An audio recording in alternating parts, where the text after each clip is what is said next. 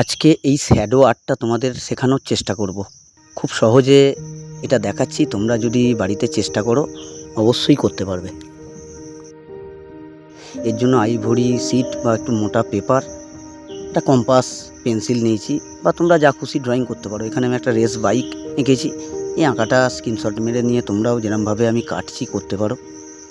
আর উপরে এই সেটটা না দিলেও হবে, ওটা একটু সুন্দর লাগার জন্য আমি পেন দিয়ে সেটটা দিয়েছি। এবার একটা কাটার নিতে হবে, খুব ধারালো কাটার হওয়া চাই। একটু ধারালো কাটার দিয়ে খুব যত্ন করে কাটতে হবে এটা। আর ওর নিচেটা, মানে যে টেবিলের ওপর রেখে আমি কাটছি, ওটা কিন্তু একটা কাঁচ লাগানো আছে। কাঁচের উপর রেখে তুমি যদি কাটার দিয়ে যে কোনো কাগজ কাটো, দেখবে খুব সহজে কেটে বেরিয়ে আসবে। সেই জন্য নিচে অবশ্যই কাঁচ পেতে রেখে করবে, আর খুব যত্ন নিয়ে কাটবে যাতে হাত না কেটে যায়। আশা করি তোমরা এই কাটিংটা অবশ্যই পেরে যাবে। মোটামুটি আমার কাটিং রেডি। এবারে চাকার ভেতরের অংশগুলো কেটে বাদ দিয়ে দিচ্ছি।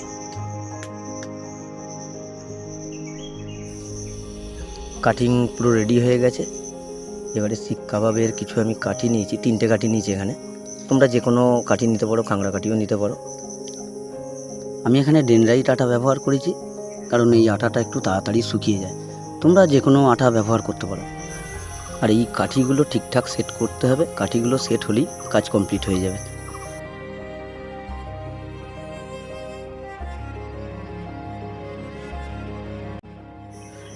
এবার আটাগুলো কিছুক্ষণ রেখে মোটামুটি শুকিয়ে নিয়েছি, দেখো শুকিয়ে গেছে। এবার একটা থার্মোকল নিয়েছি, নিয়ে এর ওপরে অ্যাডজাস্ট করে করে বসাবো। ওর মধ্যে দুটো চাকা মোটামুটি সেট হয়ে গেছে। এবার বডিটা সেট করব, ঠিক অ্যাডজাস্ট করে সেট করবে। সেট হয়ে গেছে। এবারে একটা ফোনের ফ্ল্যাশ লাইট জেলে ওর উপরে আলোটা ফেলবো। তোমরা যে কোনো টর্চ দিয়েও ফেলতে পারো। এখানে আমি ফ্ল্যাশ লাইট ব্যবহার করেছি।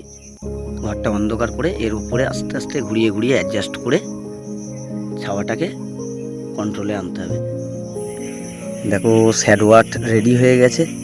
তোমরা বাড়িতে অবশ্যই এটা চেষ্টা করো। নিজেরা যদি করতে পারো, দেখবে খুবই আনন্দ পাবে এই কাজের মধ্যে দিয়ে।